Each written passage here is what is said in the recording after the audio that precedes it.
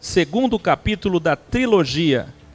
Depois da trilogia A Criação Original, da septologia Torá Original, que começou agora, e é o segundo capítulo da trilogia Profetas Original, que vem aí, e dos poéticos e históricos que já foram gravados, tudo isso será compilado para a terceira edição da Bíblia Original Codex.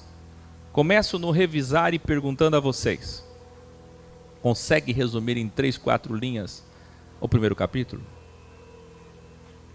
Um contrato tem 2 lados, 2 assinaturas. Um papel de contrato é um hexagrama. Um papel de contrato é um xadrez. Um papel de contrato, só o papel de contrato é dual, é dualidade. Direitos e deveres, benefícios e exigências, consequências. O que Deus ofereceu a eles? Exclusividade de proteção, promoção, privilégio, interferência, sabe? Tecnologia avançada, ciência avançada, para eles vencerem qualquer reino, qualquer nação.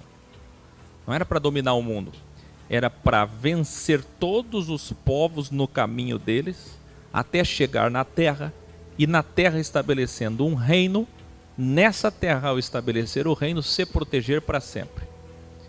Mas, quando eles chegaram na terra, não contentes em ficar apenas ali e se defender ali, quiseram se expandir ao mundo e até hoje na ambição sionista de dominar todas as coisas. O ego. Quais são as exclusividades de exigência nas cláusulas do contrato? Exclusividade de imagem, de marca, de nome. E o sábado, que é o dia especial, para marcar, para fazê-los lembrar do contrato que assinaram. Não só o sábado. Tudo ali está assinado com 3 dias, 7 dias, 3 anos, 7 anos, 70 anos. Sempre assim. Se nós fôssemos ler todo Êxodo aqui, você veria isso. Tendo ensinado que existem 2 assinaturas do povo de Deus, estamos prontos para começar. Vamos lá?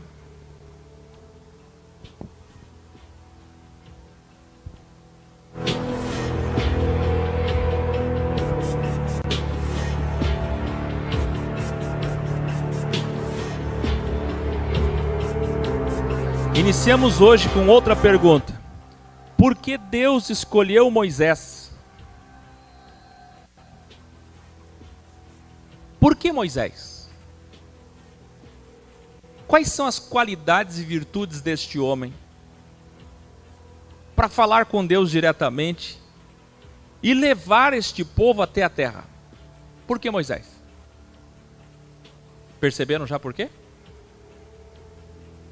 Ou vocês não entenderam ainda que o povo todo tinha medo? O único corajoso ali, coragem é fé, era Moisés. Porque involução é medo. E evolução é coragem, ousadia. Porque a ousadia vem da coragem, dada através do conhecimento. Eu sei, eu entendo aquilo. Por isso que tem que evoluir a consciência para perder o medo. Para você entender. Na medida que você entende, igual Truman, no filme Show de Truman, você perde o medo. Sabe o que é que crente evangélico, Bíblia, até alguns católicos entendem de Moisés? Nada. Por quê? Eles dizem que Moisés era pesado de língua. Aí eles dizem que Moisés era ruim de falar. Inclusive você vai numa igrejinha pentecostal perto da tua casa, bem simplesinha, tem lá uma pastora gritando e dizendo: irmãos, eu falo tudo errado mesmo, porque Deus escolhe gente assim, Deus escolheu Moisés. Moisés tinha língua pesada, ou seja, não sabia falar. Eu também não sei. Tem nada a ver.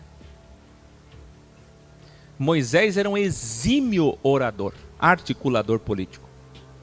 Pesado de língua é porque ele era desequilibrado. Ele era iradinho. Ele era sanguíneo. Então vamos lá. Por que Deus escolheu Moisés? Porque ele foi mestre da escola de mistérios no Egito. Uma espécie de maçom. E Deus gosta de gente assim. Quer que eu prove? Qual que é o maior de todos depois de Jesus? Paulo. E quem era Paulo? Igual Moisés, uma espécie de maçom também. Deus ama a gente assim, Deus traz essas pessoas, mestre da escola de mistérios do Egito, evoluído, conhecedor da dualidade, pluralidade e unissexualidade do Criador. Porque ele não tem sexo, porque ele não é um, ele é 72. E porque ele é dual. Deus sabia que a única pessoa com esse perfil era Moisés. Porque Moisés conhecia um Deus chamado Íris, Osíris e Ra. Ou seja, mulher, homem, homem. Ele conhecia pluralidade egípcia, divina, pagã. Ele conhecia dualidade, os deuses do bem e os deuses do mal. E ele conhecia a unissexualidade divina. Por que você acha que ele não teve medo do buraco negro? Enquanto o povo dizia, Moisés, nós assinamos, você pode ser nosso advogado, nosso procurador. Nos defenda, passamos toda a outorga para você. Nos represente, porque temos medo. Agora você pode ver, não pode? O Criador precisava de um homem que não tivesse medo do seu poder, das manifestações terríveis. Lembra? Buraco negro, que a Bíblia chama de densas trevas, terremotos, fumaças e fogo quântico. Percebe? Aliás, por falar em buraco negro, como você acha que o corpo de Moisés foi preservado? Numa luta de anjinho com demoninho e espadinha? Pim, pim, pim, pim, pim, pim, pim,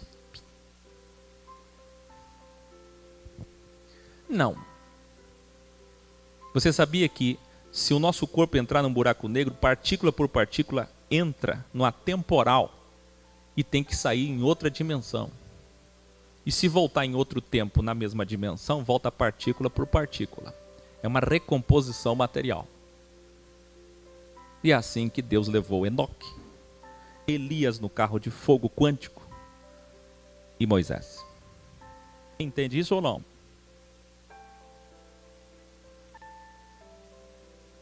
Ainda no contexto do Êxodo original, no capítulo 24, Moisés escreve todas essas recomendações dadas desde os 3 mandamentos e constrói um altar, onde coloca os 12 monumentos representando as 12 tribos, com a presença dos 70 anciões e anciãos é português correto, antes que me corrija, mais 2 sacerdotes, que eram Nadab e Abiú, além de Arão e Moisés. Portanto, quando eu fiz a pergunta, quantas pessoas subiram no monte? 74.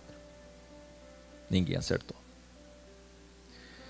Vê, 70 anciões, 2 sacerdotes, Arão e Moisés, representando a tesoura da dualidade social, que é a representatividade democrática do povo e também a representatividade religiosa do povo, Arão e Moisés, assim como serão as 2 feras, as 2 bestas do reinado do Messias falso que vem aí.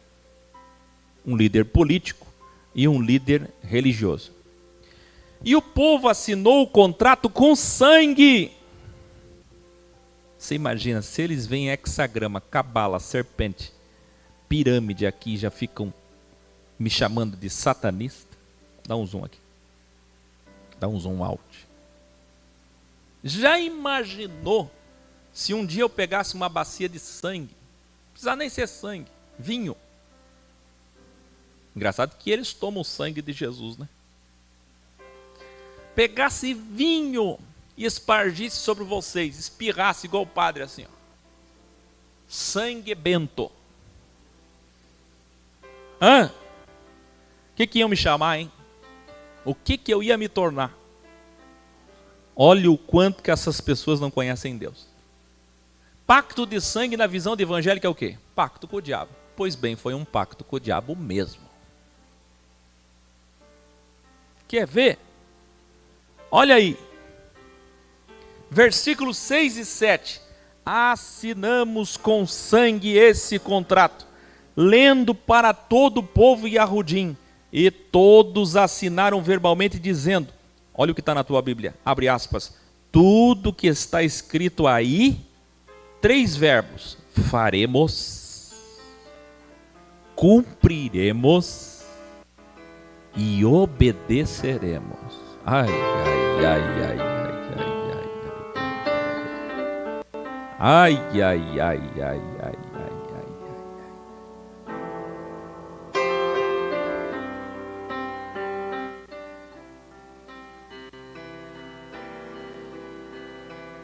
Que grave, hein? Ouça, metade do sangue foi espargido sobre o altar e metade sobre o povo. Está na tua Bíblia. Metade da bacia, sangue no altar, e metade pegou lá um galho de oliveira, de arruda, sei lá o que, e ó, sangue no povo. Para nunca mais esquecer que o pacto está feito. E ao subir no Sinai, agora os 72 juntos, representando os 72 nomes de Deus, as 72 nações, a Cabalá, viram todos Elohim, que é 72, se manifestar ufologicamente, tornando o céu, olha o que diz a Bíblia, numa pavimentação, avenidas, ruas de pedras de safira com muita luz e glória. Toda vez que um escritor compara uma manifestação divina científica ufológica com pedras preciosas, é porque ele está tentando usar alguma coisa daqui para representar o que ele viu. Mas, por óbvio, o que tem lá não são pedras preciosas. São cores cintilantes, sinceramente, de altíssima tecnologia, holograma, quântica. Hoje, com a quântica e a vida holograma, a gente começa a entender as manifestações de Deus. Mas o crente vai achar que teve lá uma rua que apareceu no céu, feita de safira. Entendeu? Como a gente ensinou lá no Apocalipse original. Vamos mais. O pacto de sangue está feito e a manifestação do Criador Elohim. Êxodo 24:12. Então disse o Criador a Moshe: sobe a mim e fica comigo no monte para lhe dar o contrato que será ensinado ao povo. O que é Torá mesmo no original? Ensinar. Ensinar o quê? Então escreva aí, para nunca mais esquecer, mas principalmente para ensinar o mundo. Torá é o verbo e não o substantivo. Ensine o contrato. Veja, Torá não é a pedra, não é a tábua. Torá não é a Bíblia, o pergaminho, o papiro, a argila. Torá é ensinar o que está escrito, o que foi ensinado. Torá é escola. Entendeu? Veja que agora os 72 já viram as manifestações de Deus.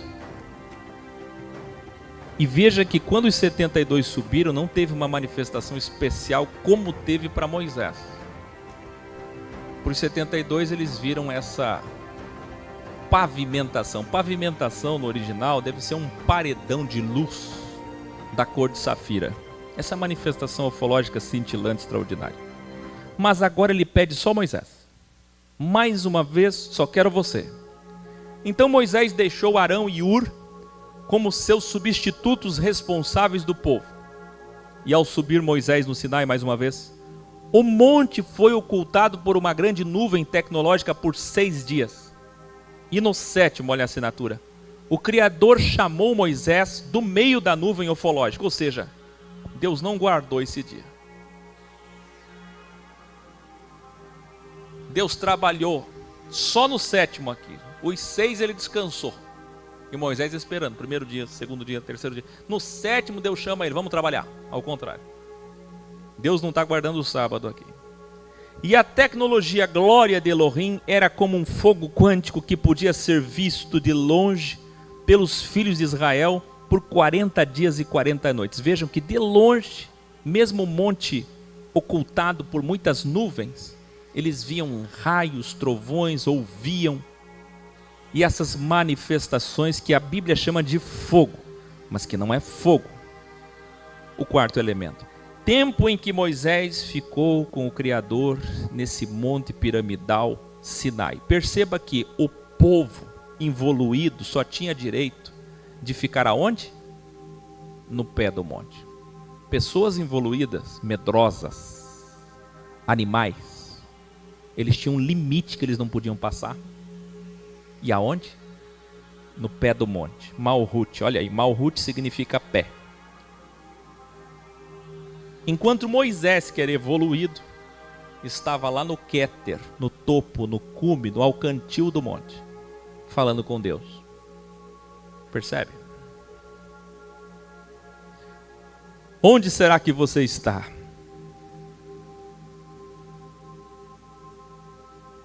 O Criador deu para ele todas as especificações tecnológicas para que Moisés criasse uma arca. É aqui que entra a arca. Quando é que a arca foi dada? Na segunda vez que Moisés esteve no Sinai por 40 dias e 40 noites. O que significa a arca, vocês lembram? Ocultação. Por onde Elohim se manifestaria sem precisar Moisés ir ao Monte Sinai. Porque a arca seria a comunicação digital quântica com o Criador por onde fossem, era o receptor e transmissor, bem como a proteção do domo invisível. Agora eu quero que você entenda uma coisa. A coluna de fogo durante a noite e a nuvem durante o dia, que é assim que é chamado na linguagem pueril, escondendo o que era de fato, caminhavam de acordo com o povo. Sim ou não? Não. Caminhavam de acordo com a arca. Quer dizer, a arca era uma central tecnológica que aonde ela estava tinha um domo de nuvens de dia e um domo de tecnologia de fogo quântico à noite. Então imagina, ela se deslocava, onde ela ia, tinha uma proteção de um domo terrível, que à noite dava para ver, por isso que eles falavam fogo, que à noite dava para ver, e de dia não dava para ver muita coisa, eles chamam de fumaça, chama de nuvem, mas não é nuvem e fumaça, é um domo, que você vê cristalinamente, cintilantemente. Então imagina, à medida que eles iam, a arca ia protegendo eles, amparando eles com altíssima tecnologia, além de, através dela, poder se comunicar com o Criador. Como eles não iam ficar para sempre no Monte Sinai, a arca seria o Sinai móvel. Eu quero que todos escrevam aí, a Arca da Aliança é o Sinai móvel. Na verdade, é onde Deus se manifestou agora, menor, que eles podiam carregar, mas que levitava com altíssima tecnologia, como nós ensinamos, os levitas levitavam. Os levitas eram astronautas. Eletromagnetismo e radioatividade, tudo isso a gente já ensinou, porque a arca possuía os querubes, lembra? E o que é querubim no original? São asas, bordas de discos voadores de luz, como já revelamos no ensino, os levitas levitavam. Quem criou essa imagem de querubim que você tem na cabeça? Foi a Igreja Católica na Idade Média. E foram os judeus, com a ajuda da Igreja Católica, um pouco mais cedo, que foram dando imagem às coisas, já que não dava para explicar. Imagina naquela época, ensinar isso daqui. Se hoje eu falo isso daqui, e você já tem dificuldade, imagina ensinar isso há milhares de anos. Impossível. Vamos mais. Êxodo 32 original. O povo, vendo que Moisés já estava no monte há mais de 40 dias, com medo de serem mortos por Elohim também, por que eles pensaram? Do jeito que esse Deus é, que a gente já viu do que ele é capaz, Moisés deu uma errada lá e morreu. ou subiu com ele e não volta mais. Você entende? Para que não aconteça, olha o entendimento original, para que não aconteça que nos mate também. Se matou até Moisés, imagina a gente, né? Se para que não aconteça de matar nós também, de nos matar, sucumbiram pedindo a Arão e Ur uma imagem a esse Deus sem rosto para adorá-lo, agradecê-lo, agradá-lo, cultuá-lo. Isso eu já ensinei em vídeos, 2012, 13. Algo que o sistema religioso todo ensina errado. Porque o que os evangélicos fazem? Eles pegam essa parte aqui para refutar os católicos. Para dizer que as imagens de católicos são como esse bezerro. Só que o católico refuta o evangélico dizendo que o próprio tabernáculo que Deus mandou fazer tinha imagens. Então está incoerente. Só que nenhuma daquelas imagens representava um Deus.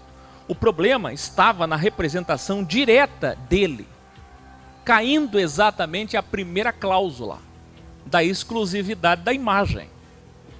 Lembra que ele disse: não quero que faça imagem, nem de aparência de ser do céu, nem ser da terra, nem manifestação do céu, nem da terra, nem debaixo da terra. Mas o que o povo fez? Eu acho que Moisés morreu. E a melhor coisa que a gente pode fazer é começar a agradar este Deus, que nós fizemos o acordo. O sangue já tinha ido sobre a cabeça deles, já tinham assinado um pacto com sangue. A melhor coisa a fazer agora é cantar para ele, tocar para ele, que é o que a gente sabe fazer. Primeiro grande culto. Tá vendo? O engraçado é que esses cultos sempre terminam em coisa ruim, né? Abel e Caim. Oh Deus! Veja a ignorância e a quebra do acordo do pacto de sangue, do contrato com Elohim, já no início, sem sequer que tivessem recebido o contrato físico. Por quê? Porque o primeiro Moisés vai quebrar agora, né? A gente vai ver ele ainda quebrar. Primeiro a gente ainda vai ver ele quebrar agora. Eu nem quebrei o primeiro aqui, na verdade. Vamos lá, vamos devagar aqui. Eu já estou indo para o segundo, mas é o primeiro. Sem sequer tivesse recebido o contrato físico, embora já tivesse assinado com sangue. Isso já. Assinado com sangue, sim. Porque Moisés veio, falou para eles, mas só falou. Vamos lá. Agora que vai chegar o momento de você conhecer a teologia original, quem é seu Deus de fato. Arão, fraco para ser líder político, pediu para derreterem brincos, pulseiras e joias dos israelitas e fabricaram um bezerro de ouro para ser a imagem do Criador e não outro Deus. O grande erro dos evangélicos está aqui. Repito, refutar católico dizendo que isso aqui é uma imagem para outro Deus, para um Deus pagão. Não era um Deus pagão, era uma imagem para Deus, o Deus que libertou eles do Egito, que matou os egípcios, que abriu o Mar Vermelho, que fechou o Mar Vermelho matando, entendeu? É eu, Deus de Israel, a imagem é para o Deus de Israel, não é outro Deus, não é idolatria, é adoração.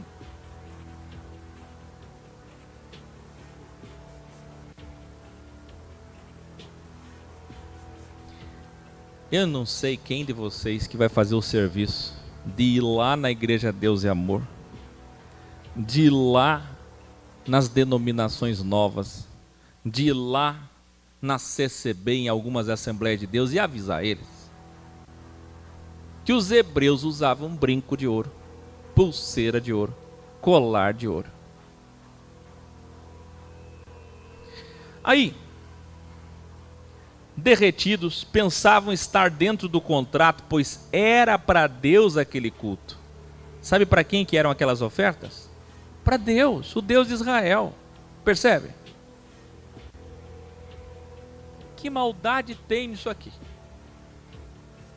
Acho que alguém até levantou a mão e disse: mas a gente não assinou um contrato que incluía a exclusividade da imagem, que não era para fazer nenhuma imagem? Sim, não era para fazer nenhuma imagem, mas veja bem, Moisés morreu. Não volta mais, 40 dias. Vamos agradá-lo, ele vai entender. Nós precisamos de uma imagem. Imagina que vocês não tinham, então, talvez não tenham entendimento que eles não tinham a cultura de imaginar o Deus sem rosto, de uma adoração invisível. Precisavam da imagem. Passaram a madrugada toda adorando, acredita nisso? Até amanhecer. Adorando quem? O Deus de Israel, diante do altar construído para o Criador.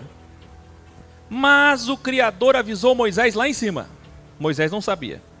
Desce e vai até o seu povo. Olha o revelário aqui, ó. Isso aqui é incrível.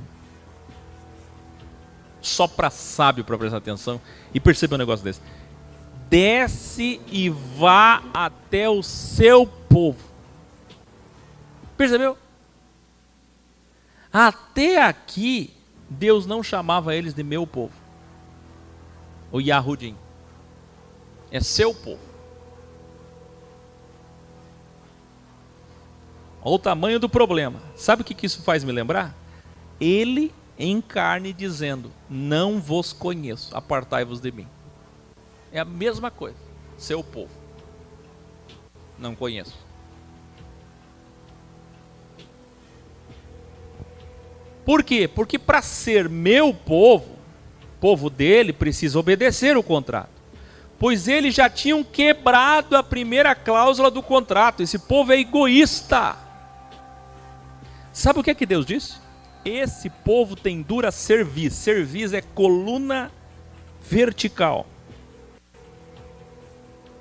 É essa espinha dorsal que é a serpente de 33 vértebras, que não se dobra, que não se abaixa. É uma expressão para ego. Tem uma outra parte da Bíblia que diz olhos altivos. Abre a imagem. Altivos quer dizer aquela pessoa que anda cheia de ego, peito estufado. Você sabe que o posicionamento corporal, cervical e do seu olhar representa se você tem poder, se você tem dinheiro. E aí, olha o tamanho do problema. Deus está dizendo: esse povo é egoísta. E eu mostrarei o que faço com aqueles que descumprem um contrato, com aqueles que não têm palavra. Quando Deus falou isso para Moisés, eu mostrarei o que farei. Você imagina, Moisés já tinha visto tanta coisa. Quantas centenas de milhares de egípcios morreram no mar? Quantos primogênitos?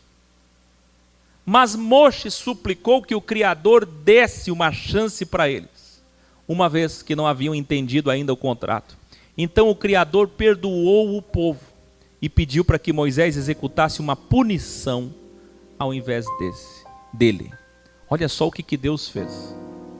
Por que Deus perdoou? Vocês sabem? Duas coisas. Moisés foi um excelente advogado. Ainda bem, né? Não, e dizem que ele não é bom orador. Já pensou? Excelente orador. Ainda bem. E foi Deus que escolheu ele, porque se fosse o povo, tinha escolhido Arão, o líder fraco. Porque líder religioso não serve para política. Tu viu? Arão, na política, quando ele assumiu a política, ele foi fraco. Religioso não presta para política. E Moisés não era líder religioso, Moisés era líder político. Agora, vamos entender isso aqui. Por que perdoou? Primeiro, pela articulação excelente do advogado. E segundo, porque Deus pensou assim: é o primeiro erro. Nem sequer receberam as pedras, a escrita, representando o contrato. Mesmo tendo feito o pacto de sangue. Quer saber? Vou dar uma chance. Só que tem uma coisa: você pune. E pune. Vai sair barato. Você, como líder político, você escolhe uma punição. Dessa vez eu não faço nada. Vocês pensam que Moisés foi bonzinho? Moisés desceu do monte com pressa, com as pedras esculpidas do contrato. Assim como foi a primeira vez. Quem fez as pedras foi Moisés, mas quem escreveu foi Deus. Esse é o versículo 15.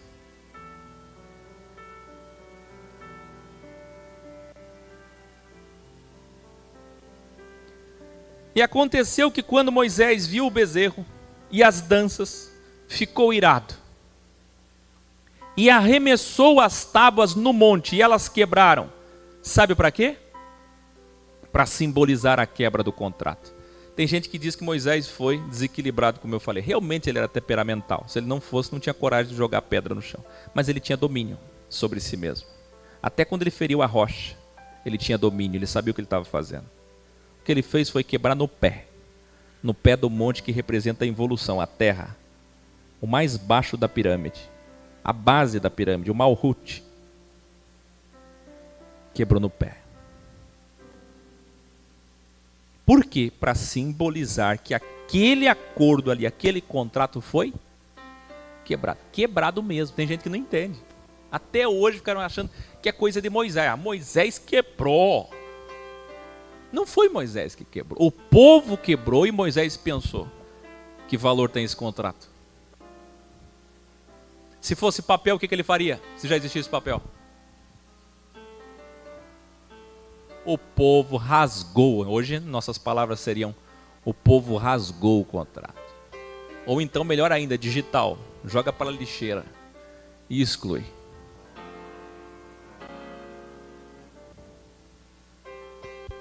Isso é muito grave, porque esse povo, acreditem, passaram a noite inteira cantando, tocando. Josué foi com ele dessa vez.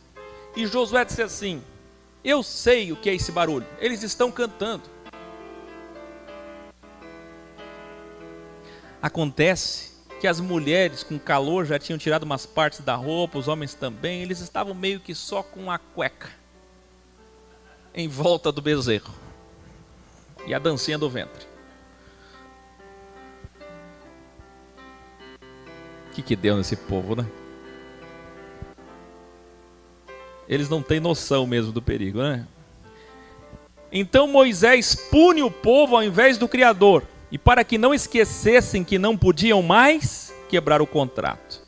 Sabe qual foi a execução da vara? Vou falar para vocês. Fez eles beberem, derreteu, e depois raspou, transformou em pó aquele bezerro de ouro, que é a contraposição sextra de uma arca da aliança. Você vê, enquanto Deus está dando um Sinai móvel, eles estão criando um bezerro. Olha a diferença entre o sistema e a verdade. E aí, com o pó do bezerro, foi feita uma bebida, e tiveram que tomar aquele pó de ouro, defecando pela areia pedacinhos de ouro. Imagina só aquela areia dourada. São 3 milhões de judeus evacuando pedacinhos de ouro. Isso sem falar a dor de barriga, né, que falaram aqui muito bem. O detalhe é que não foi só isso. Ele pediu para os homens de luta, de guerra, pegarem a espada, colocarem na coxa e disse: quem não tiver comigo mata.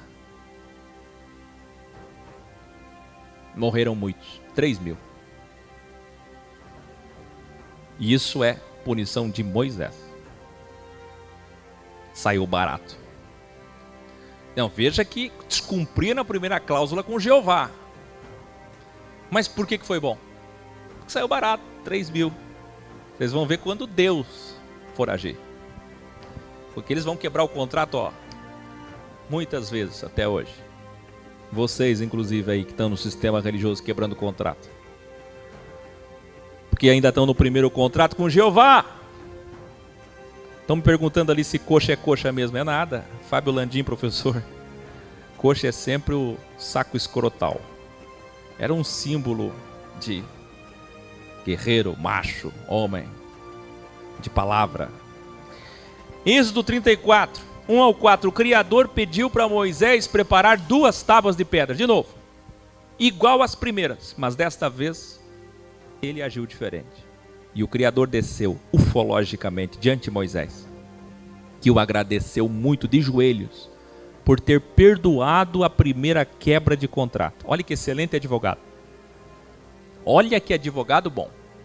Isso que eu não falei para vocês toda a história. Porque quando ele soube que Deus falou para ele, o teu povo já quebrou o contrato. Já pensou o desespero de Moisés? Passando tudo aqueles dias lá em cima, fazendo tudo que é certo. Sabe o que é que Moisés diz? Senhor, perdoa eles, ou risca meu nome do teu livro. É ali que surgiu o arminianismo. A ideia dos pentecostais da Assembleia de Deus, Congregação Cristã Quadrangular, que o anjo vai lá, coloca o nome no livro da vida, tira o livro da vida, coloca o nome no livro da vida, desviou da igreja, risca, passa corretivo, voltou para a igreja, escreve de novo. Não tem livro, é uma expressão, é metafórico. O que Moisés quis dizer é: se o Senhor não perdoar eles, me esquece, tira-me dessa vida, tira-me dessa missão.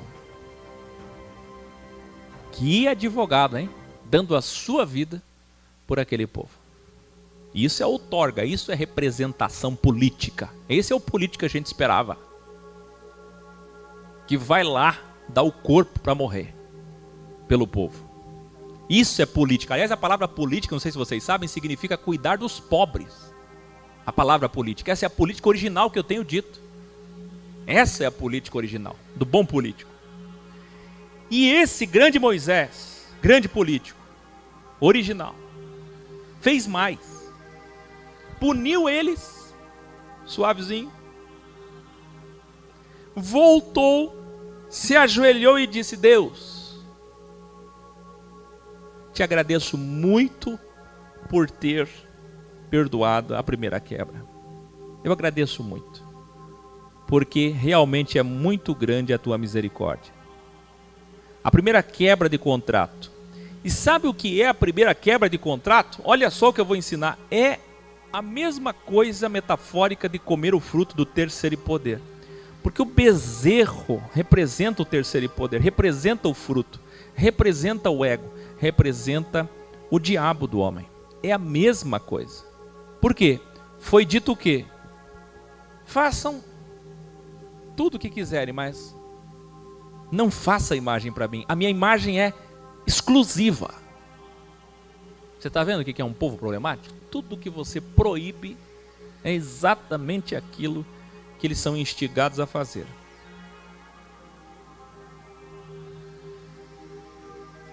Que coisa, né?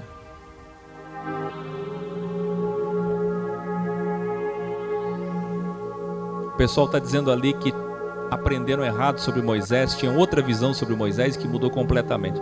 Aliás, gente, a originalidade muda tudo. Vocês lembram de Judas? Lembra de Pedro? Quem não colou os graus pensa que Pedro é negador, problemático, que Satanás entrou dentro dele, que Judas é traidor, que Judas foi lá, pegou o dinheiro, comprou um campo. O sistema ensina tudo errado. Vamos mais. Disse mais o Criador a Moshe: escreve estas palavras, porque é conforme o teor desse contrato, dessas palavras, contigo e com Israel, que eu vou cobrar, que eu vou exigir. E esteve ali novamente pela segunda vez com Elohim, mais 40 dias e 40 noites, representando o delta Elias, Moisés e Jesus, 40. 40 é sempre o período de crivo, de purificação, de tribulação e de restabelecimento de um novo governo, de reinício, de reset, como tenho vos ensinado.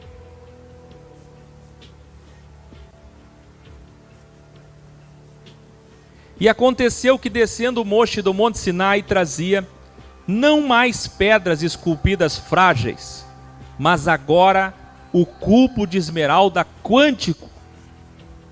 Professor Hidalgo, de Curitiba. Só que não foi na primeira. A primeira eram pedras mesmo, que a gente chama de tábuas de pedras, porque elas eram esculpidas. Mas a segunda, para não acontecer de quebrar de novo, elas tinham um poder quântico. Se você pegar só ABS, você vai entender isso. Pelo poder que essas tábuas tinham, e depois, inclusive, dentro da arca. Dentro do poder radioativo eletromagnético. Do rosto que brilhava de Moisés. Só ABS já te diz isso. O óbvio. Mas é mais do que isso. Se você for estudar Epopeia de Gilgamesh, se você for estudar os códigos de Hammurabi, se você for estudar o que a gente já mostrou tantas vezes aqui, os deuses eram astronautas, todas as civilizações, aquela série dos graus de civilizações, de impérios, lá dos 52 ao 68, você vai entender sobre quem foi Enoque. O mesmo Imhotep para os egípcios, que é o grau 122, e o mesmo Hermes Trimegisto para a Grécia, que foi antes de Moisés. Enoque foi o primeiro homem a construir pirâmides, dessa representação das manifestações de Deus. E depois Moisés no Monte Sinai, que é a pirâmide, representada agora no Sinai móvel, que é a arca.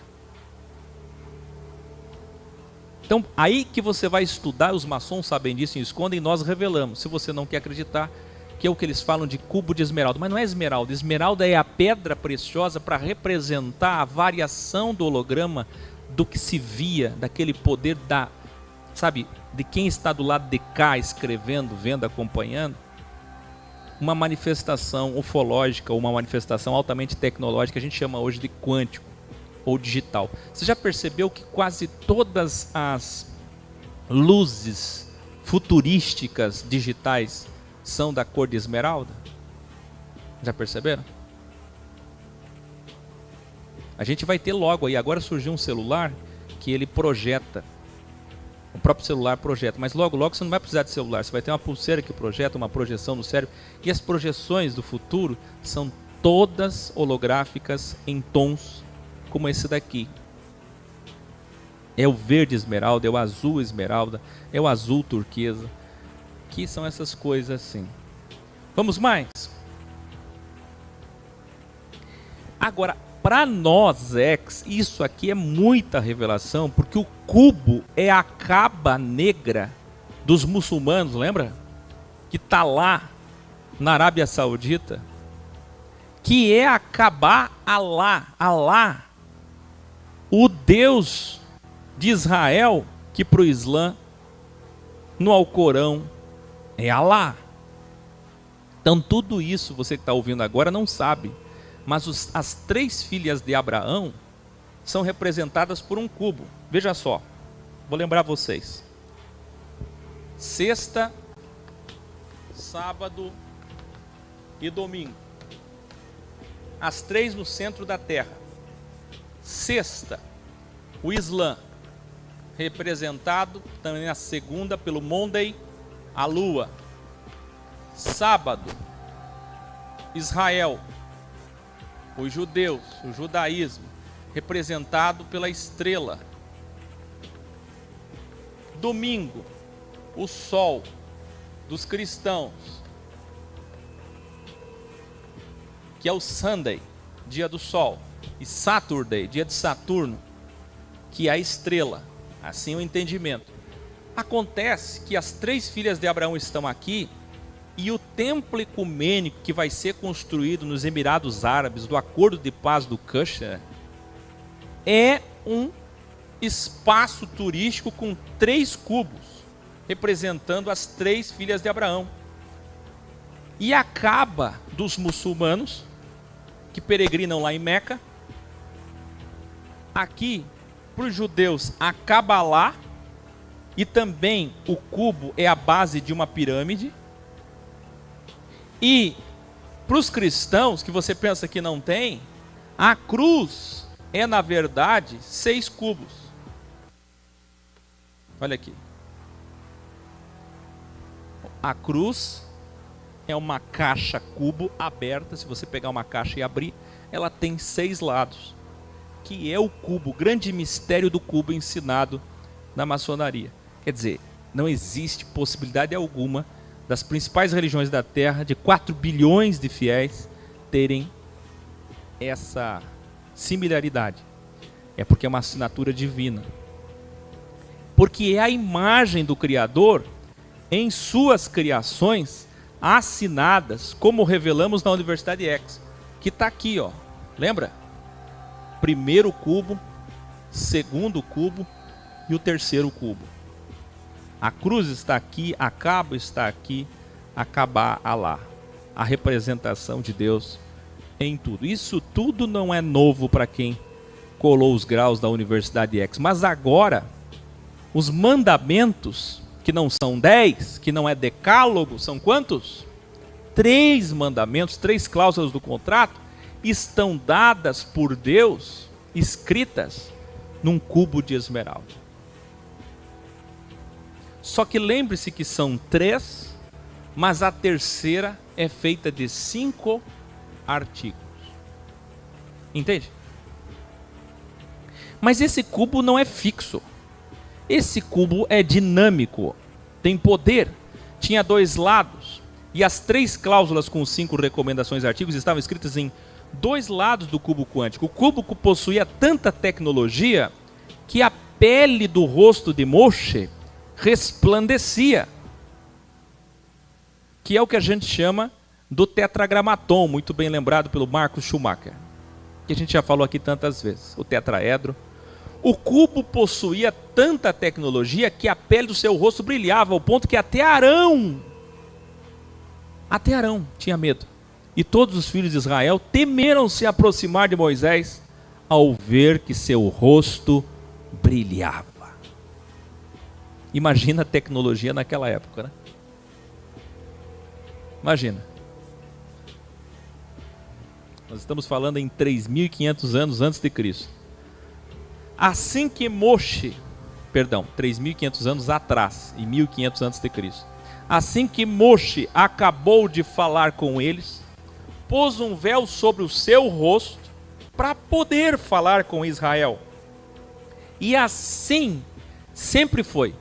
Para falar com o Criador tirava o véu, para falar com os filhos de Israel colocava o véu, que eles eram da CCB, Testemunho de Jeová, pois tinham medo. Que coisa. Sabe quem é que escreveu sobre isso brilhantemente? Naquela passagem de glória em glória, naquela passagem que para mim é uma das mais lindas, a letra mata. Que o crente boca de burro não sabe. Eu não estou desrespeitando ninguém, eu estou falando do boca de burro. Se você não é, você não é, você é evoluído, não é? Então, é outra história.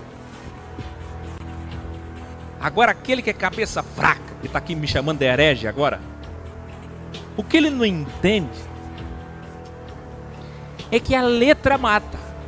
E mata mesmo. Você entendeu por que letra mata? O ignóbil da igreja, ele pensa que a letra mata é estudar. Quântica, dualidade, matemática de Deus. Olha aí o Akio fica estudando. Olha o que dá. Olha o que dá. Fica cada vez mais sábio, mais iluminado e mais longe de ti. Cada vez mais longe. Tem um abismo entre nós. Escuta, escuta. A letra mata, que já matou 3.000. E olha que foi na punição de Moisés. Mas vai matar com Deus 3 milhões. A letra mata ou não mata? O que é que Paulo estava dizendo? O primeiro contrato é assassino, é suicídio. O primeiro contrato é morrer. Vocês querem o primeiro contrato? Se vocês ficarem no primeiro contrato, vocês vão morrer. Porque se morreu 3 milhões, eles vão morrer também. Então o primeiro contrato mata, gente. Esquece isso. Pega 2 Coríntios 3, você que é evangélico, que está me ouvindo agora, e lê inteiro. Não precisa ser na Bíblia original Codex, não. Pega lá na tua Bíblia e lê 2 Coríntios 3. E o espírito da vida, porque a liberdade da letra, onde há espírito, há liberdade da lei.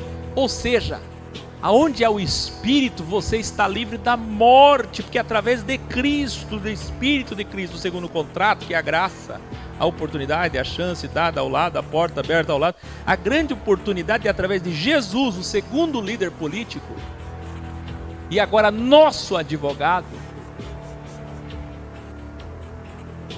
Então você que aí, Moisés, Torá, legalista, o primeiro advogado já foi, agora é o segundo advogado.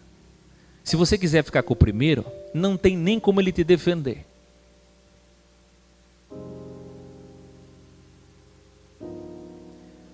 Entendeu? O que é liberdade da letra? É Jesus. A única forma de se libertar do primeiro contrato. Revelare.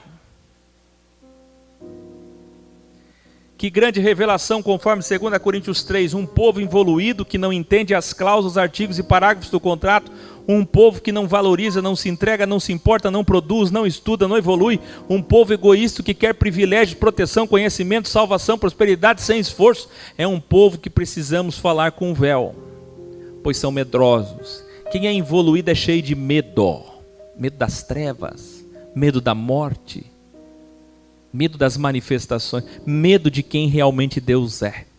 Por esta razão gritamos, ré, que significa tirar, velare o véu. Por isso que eu grito tanto revelare, porque eu estou desejando que se rasgue o primeiro contrato, que se quebre o primeiro contrato, que você se liberte do véu, do medo, da lei, para falar com você face a face. É o que está escrito em 2 Coríntios 3. Eles ainda estão com o véu de Moisés cheios de medo. Olha o que Paulo estava dizendo depois da morte de Jesus. Porque até hoje está na consciência deles esse véu, esse medo. E eles não podem ver Deus face a face como Ele é, ou seja, não conhecem Deus como Ele é. O que eu desejo a vocês é que vocês cresçam de glória em glória. O que é glória? Ciência, iluminação, glória, não é? Não! Glória é ciência, é luz. Daniel disse, os sábios resplandecerão nos últimos dias. Luz, entendimento, de glória em glória, entendimento, entendimento. Para se libertar do véu. Para rasgar o véu. Quem é que rasgou o véu? De cima a baixo. E deu acesso completo ao Sinai imóvel. Sabe quem é que podia subir lá? Moisés. Josué subiu, Arão subiu, Ur deu uma subidinha, os 70 anciões subiram um pouquinho, mas quem subia e ficava e falava e via, ouvia, era Moisés, só. Agora, quando Jesus morre, ele rasga o véu e dá acesso direto a ele, no cume, no topo do Monte Sinai, para todos vocês. Todos nós agora podemos escalar esta montanha de evolução e falar com Deus face a face, sem véu. Conhecê-lo como Ele é. Mas aí quando você chega aqui, que começam os revelares de quem Ele é, o que você diz? Não!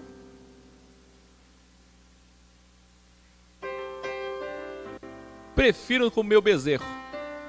Porque o bezerrinho, o boizinho, eu olho para ele, ele está ali, sempre do mesmo jeito, não se manifesta, não tem trovão, não tem buraco negro.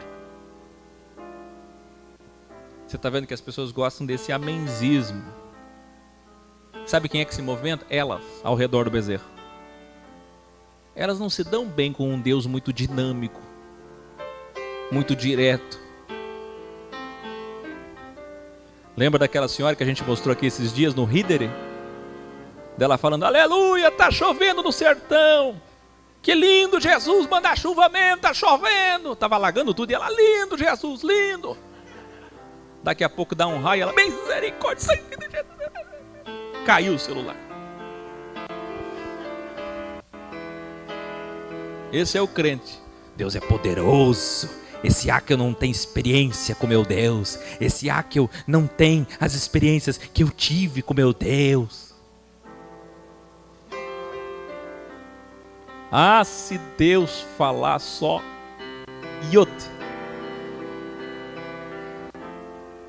infarta. Será que posso tirar o véu para falar com vocês? Ou vocês possuem medo da verdade como ela é? Pasmem, esse é o significado da palavra hipócrita. Aqueles que vivem com as ofertas, cultos, adoração para Deus, porém com medo da realidade, da verdade como ela é. Vivem uma religiosidade com véu, com máscara, cera, porque não querem conhecer quem realmente Elohim é. É por isso que Jesus falou tanto em hipocrisia. Entendeu agora?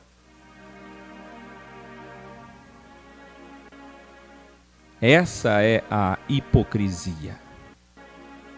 Revelare. Vê, a primeira pedra da lei foi quebrada, mas a segunda brilha, é quântica. Porém o povo, eivado pelo medo, não quer ver a sua luz. Sabe o que significam duas pedras? Era o vaticínio do que iria acontecer e ainda está acontecendo. Sabe por que Moisés subiu, ficou 40 dias e trouxe pedras que tiveram que ser quebradas? Porque o povo quebrou. Simbolizava o velho contrato, que ia morrer no chão, em pedaços. Simbolizava ele mesmo. Literalmente ele, Moisés, naquele monte, trazendo as pedras que iam quebrar. 4.000 anos, 1.500 anos de lei fracassada. O fracasso da lei vaticinado naquele chão, em fragmentos de pedras. E por que Moisés subiu de novo? Mais 40 dias e 40 noites. Agora não é ele. Agora ele estava vaticinando, prefigurando, alegoricamente, Jesus Cristo, 40 dias, 40 noites, de um novo advogado, um novo procurador, que outorgado toda a representação, através do clamor do povo por um Shuá, um salvador, um libertador político, que veio nos dar o cubo quântico, que veio nos dar uma lei agora inquebrável, uma lei que nunca mais vai quebrar, uma lei que é espiritual. Por isso que o espírito é antagônico à lei, porque espírito é metafísico. As segundas pedras não são físicas. E o mais incrível, olha para a cruz ali, está ali o cubo quântico. O cubo quântico dado nas mãos de Moisés é a cruz, a caixa com 6 lados. É a segunda serpente vertical pisando na cabeça da primeira horizontal. Mas tem mais. É o vaticínio da primeira lei e da segunda lei. É o vaticínio do velho contrato e do novo contrato. Escreva aí, o novo contrato. Um novo contrato. O primeiro contrato é fraco, porque é humano, é religioso, é um bezerro de ouro, é hipócrita. Mas o segundo contrato é forte, inquebrável, quântico, é crístico, é jesuíno, é do cordeiro, é do leão, não é do bezerro. É eterno, é imortal. Revelare. O primeiro contrato é o fruto do Éden com a primeira serpente, contrato Yehová. Mas o segundo contrato é o fruto da vida eterna e imortalidade. Já lá no jardim nós tínhamos o vaticínio do que ia acontecer. Que o homem ia comer o primeiro contrato, aceitar. Ia dar errado. E ele ia precisar comer o segundo contrato. Do outro lado da árvore, na destra da árvore da vida, na imortalidade, para conseguir chegar na imortalidade. Mas primeiro teve que passar pela quebra do contrato. Percebe? Por isso que tem reologramação. Quem está no primeiro contrato está com medo, vergonha, se escondendo de Deus, igual Adão e Eva se escondendo. Por que Adão e Eva se esconderam? Medo. Medo. E quem é que escreveu a história de Adão e Eva? O mesmo que escreveu o Êxodo, Moisés. Na verdade ele está falando de quem? Da história de Israel e da história dos homens, da humanidade toda. Os mesmos erros se repetem. Adão e Eva representam o povo de Israel e o primeiro pacto. Mas quem está no segundo contrato perdeu o medo. Revelar, caiu o véu. A nudez, a vergonha e o medo foram vencidos pela evolução do conhecimento do fruto de Elohim, como ele realmente é. Qual é a proposta? Se você comer, você vai conhecer como Deus. Essa é a proposta. Depois, em Gênesis 4, não para por aí. Na dualidade Abel e Caim, Abel representa Cristo. E quem falou isso não fui eu, foi o ex-rabino Paulo. O segundo contrato, onde o primeiro contrato revela a inveja e a ingratidão de Caim, num culto e numa oferta. O ego do privilégio, que mataria Cristos, Abel, e marcaria Caim para sempre. Mataria Cristos e marcaria Caim para sempre. A marca de Caim é a marca de todos os religiosos, do bezerro, do fruto, da inveja, da ingratidão. Sabe qual é a grande marca do povo de Israel 40 anos pelo deserto? A marca de Caim. Inveja e ingratidão. Você vai ver duas vezes divisões entre o povo por causa da inveja, querendo derrubar Moisés. E você vai ver o tempo todo um povo ingrato. E é a ingratidão que matou todos eles, porque a ingratidão levou eles a quebrarem o contrato. O primeiro contrato nasceu já quebrado, mas o segundo contrato, dos outros 40 dias e 40 noites, é Cristo refazendo o contrato. Agora, só agora, você pode entender por que é em nome de Jesus e pelo sangue de Jesus. Metade do sangue da bacia foi espargido sobre o altar e a outra metade sobre o povo. O sangue de Jesus é derramado sobre todos nós, para que nós estejamos incriminados, cientes do segundo contrato. Se você se diz cristão, você tem que se perguntar: sou cristão, cristão original, ou sou cristão judaizado? Porque cristão judaizado tem os dois contratos assinados ao mesmo tempo e um invalida o outro. Aliás, nem tem como assinar o segundo. Você está mentindo. Mas se você é cristão original, você ainda assim tem responsabilidade com o sangue de Cristo e com o nome de Cristo que você assinou. A exclusividade da marca, da identidade, do sangue e do nome de Jesus. E isso é grave igual.